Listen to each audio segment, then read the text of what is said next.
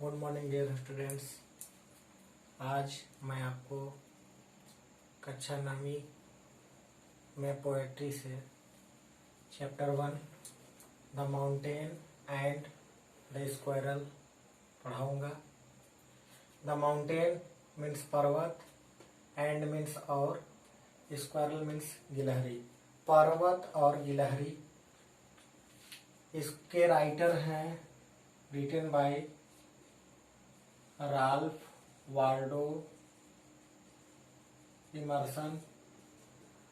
Ralph Waldo Emerson ने लिखा है।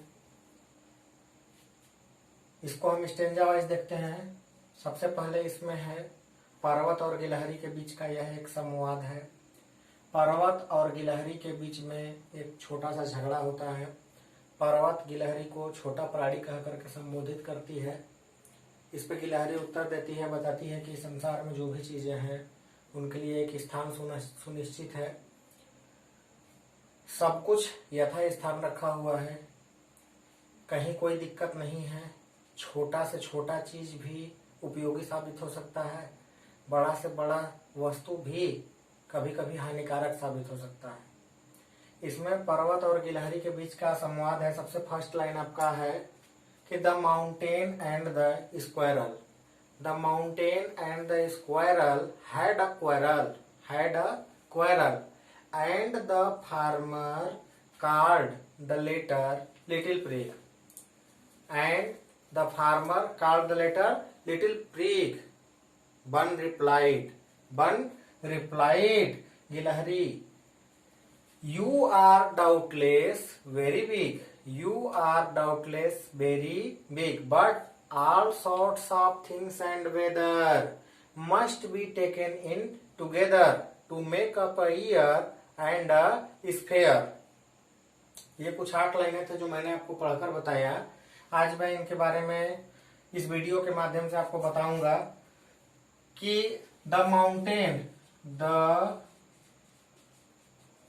माउंटेन एंड द स्क्वायरल, पर्वत और गिलहरी का हैड अ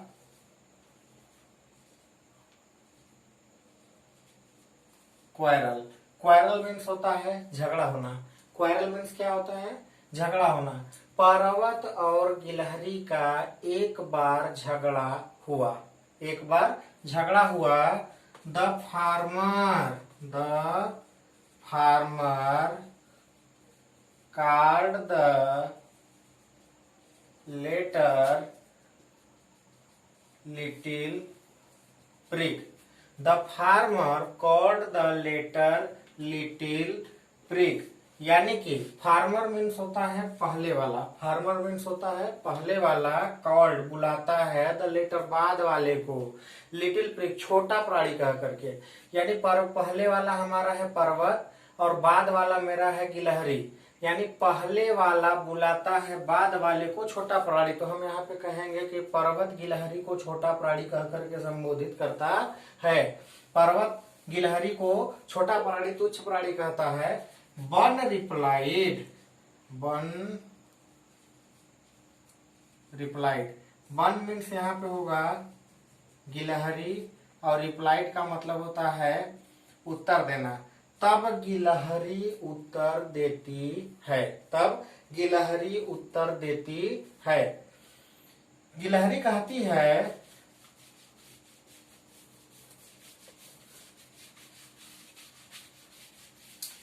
कि you are doubtless very big. You are very big. गिलहरी पर्वत को कहती है कि हे पर्वतराज, इसमें कोई, डाउटलेस मतलब होता है बिना शक का, शक रहित। यू मतलब आप, आर मतलब है बिना शक के, वेरी मतलब बड़े, वेरी मतलब बहुत, बिग मतलब बड़े। इसमें कोई शक नहीं है हे पर्वतराज कि आप मुझसे कई गुना बड़े हैं। लेकिन याद रखिए, but all sorts of things and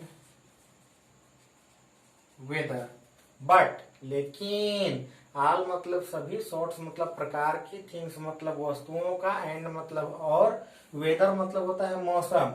इस संसार में सभी प्रकार की वस्तुओं का और मौसमों को मस्ट बी टेकन इन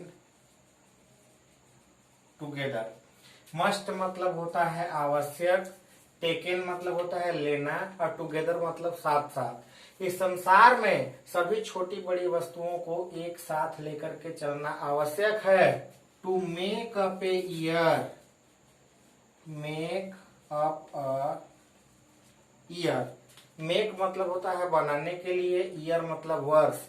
एक वर्ष को बनाने के लिए गिलहरी कहती है पर्वत से कि हे पर्वतराज, इसमें कोई शक नहीं है कि आप मुझसे बड़े हैं, लेकिन इस संसार में सभी छोटी बड़ी वस्तुओं को और मौसमों का एक साथ होना बहुत ज्यादा जरूरी है। To make up a year, एक वर्ष को बनाने के लिए, एंड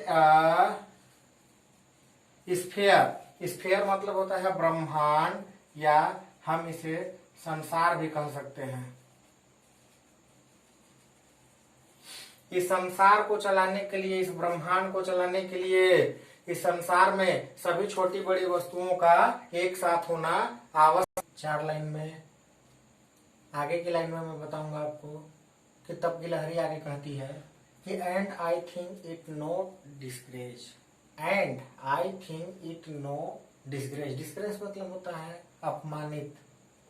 ऑक्यूपाई का मतलब होता है स्थान घेरना। माई प्लेस, मेरा जो स्थान है। गिलहरी पर्वत को आगे कहती है कि and I think it not disgrace, हे पर्वतराज, मैं समझती हूँ कि इट नो डिस्ग्रेस, इसमें कोई अपमान वाली बात नहीं है। To occupy my place, occupy का मतलब होता है निर्धारित करना, स्थान घेरना।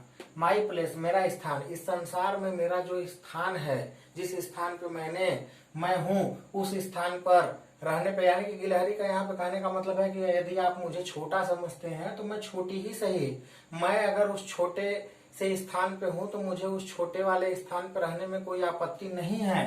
गिलहरी आगे कहती है कि if I am not so large as you, हे पर्वतराज, यदि I am not so large as you, large means होता है बड़ा, यू मतलब आपसे, यदि मैं आपके जितना बड़ी नहीं हूँ, यदि मैं आपके जितना बड़ी नहीं हूं, you are not so small as I, you are not small as I, you आप, आर है, नॉट नहीं, स्मॉल मतलब होता है छोटा, एज मतलब जितने, आई मतलब मेरे, तो आप भी तो मेरे जितने छोटे नहीं हैं। गिलहरी कहती है कि हे पर्वतराज, यदि मैं आपके जितना बड़ी नहीं हूं तो आप भी मेरे इतने छोटे नहीं हैं। एंड और नॉट हाफ सो स्प्रे, आप तो मेरे आधे भी फुर्तीले नहीं हैं। स्प्रे का मतलब होता है फुर्तीला, हाफ मतलब आधा।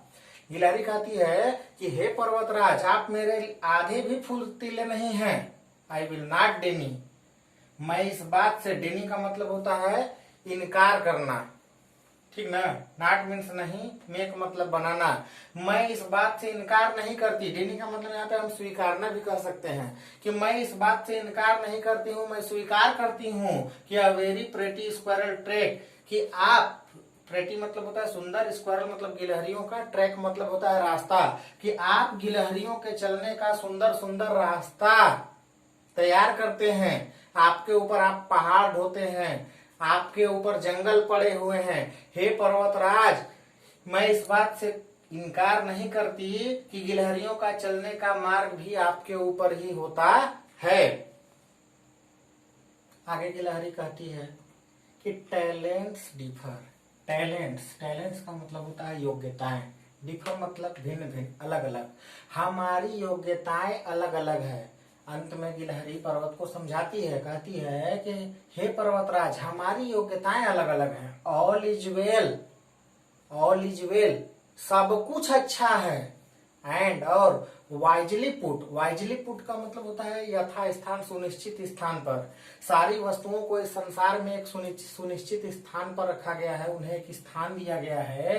इफ यदि I can not carry forest on my back, गिलहरी कहती है कि हे पर्वतराज, इफ यदि आई कैन नॉट कैरी, मैं नहीं ढो सकती। कैरी का मतलब होता है ढोना, फॉरेस्ट मतलब होता है जंगल, आन का मतलब पर, आन माई बैक, बैक मतलब होता है पीठ।